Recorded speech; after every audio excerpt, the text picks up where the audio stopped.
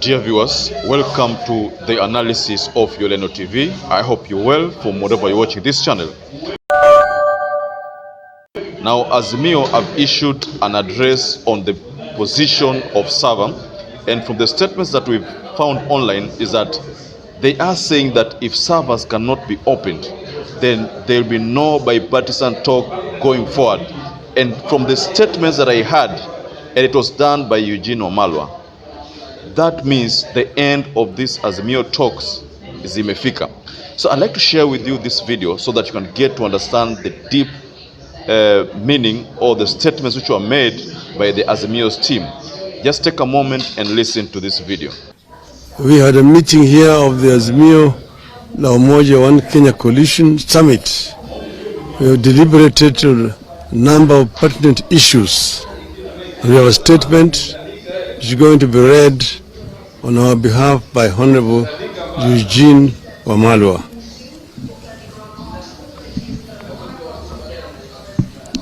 Thank you very much, Your Excellency.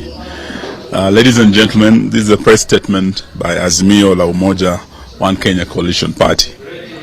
Azimio leadership and our delegation to the bipartisan talks had a meeting today, and we received a progress report on the talks and events leading to the decision by our team to declare a statement and suspend the talks. The meeting discussed in detail the continuing attacks on Azimio La Umoja by Kenya Kwanza, despite our protests and express provisions of the Constitution. A number of issues emerged. First, the talks appear to have proceeded well until yesterday, when our delegation tried to move into substantive issues. As Kenyans are aware, our substantive issues remain as follows. 1. Immediate steps to lower the cost of living.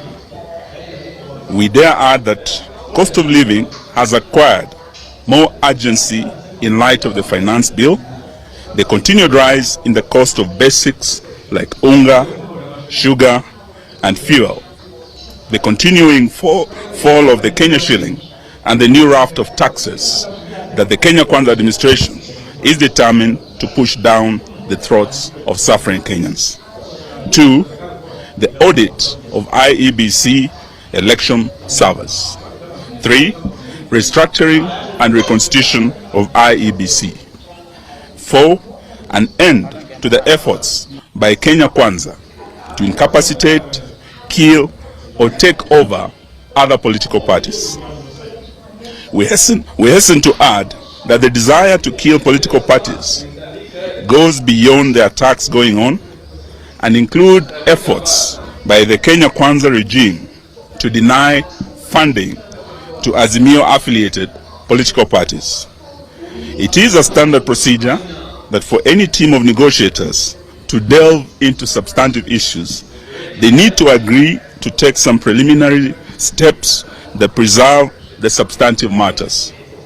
Going by these established principles in negotiations, our delegation asked that there be some preliminary actions on the cost of living, agree to the preservation of the IEBC servers in light of the fact that we have asked for an audit of the same, suspension of the selection panel of IEBC in light of the fact that it is an agenda of the talks, and cessation of Kenya Kwanza invasion of Azimio as talks go on.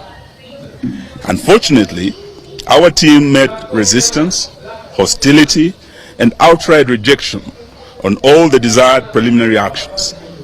Kenya Kwanza could not commit to stop the invasion of Jubilee, preservation of the servers, interim measures at reduction of cost of unga, and suspension of the process of hiring new IEBC commissioners.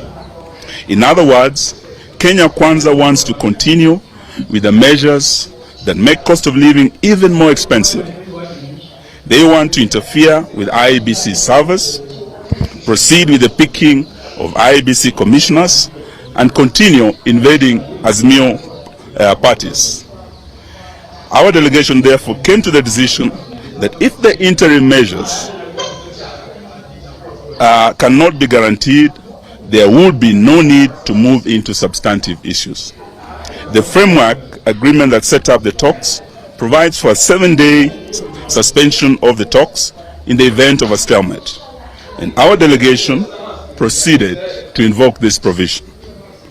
If at the end of the 7 days we will not be able to resume the talks will be considered to have collapsed.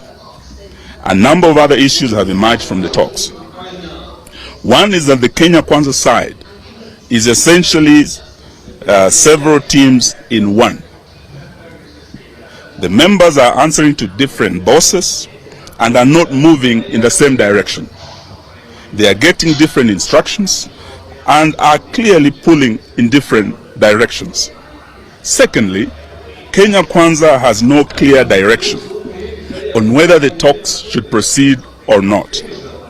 Deliberately, they have no clear direction from Mr. William Ruto on how to proceed. 3, Kenya Kwanza sees the talks as a process of managing the political situation, calming down the political temperatures, and continue with business as usual. 4th, the destabilization of the Jubilee Party is a do-or-die agenda, sponsored by the highest level of Kenya Kwanza leadership, whose aim is to ensure Kenya Kwanza obtains a super majority in parliament and amends the constitution, removes presidential term limits, abolishes devolution, and removes the independence of constitutional commissions and places them as part of the presidency. Kenya Kwanza also wants to remove the necessity of parliament approving every tax measures and wants to give the president power to impose some taxes without always having to go through the finance bill for every increase. In light of the above, we state as follows. 1, we endorse the decision by our delegation to walk out of the talks. Until Kenya Kwanza agrees to deal with the interim issues raised by the team, the talks will remain suspended. 2, the issue of opening the servers, cost of living, cessation of attacks on Jubilee and other political parties are not negotiable.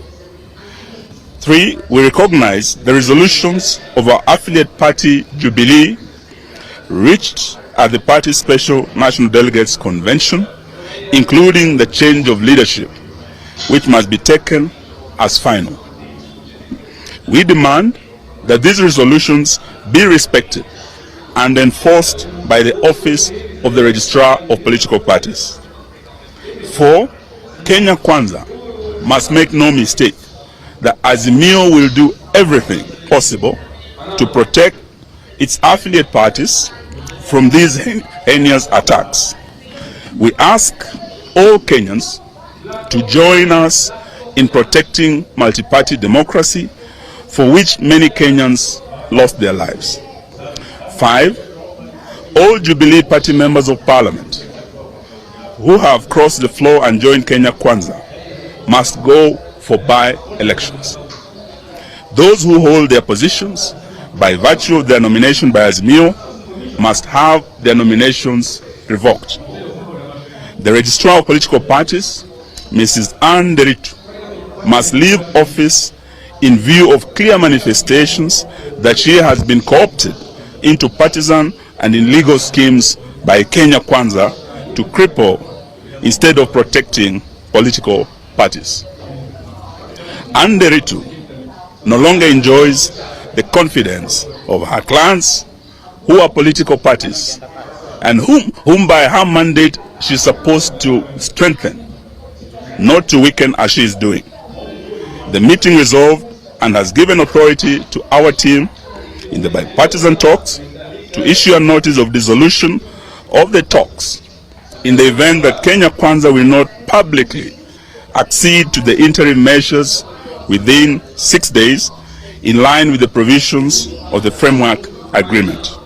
This notice ends on Tuesday next week. Thereafter, the Azimio coalition will communicate our next course of action at our PG next week on Tuesday. Thank you, ladies and gentlemen. Yes, then this Friday, the Azimio leadership has been invited by the leader of the Wiper Democratic Movement, His Excellency Stephen Kalonzo Musyoka, to a meeting in Yatta. So we will start on Friday in Ukambani, where we'll gather as the Azimio family, and we want to thank His Excellency for hosting us. Then on Tuesday again, we will meet and make a major statement. Thank you, ladies and gentlemen.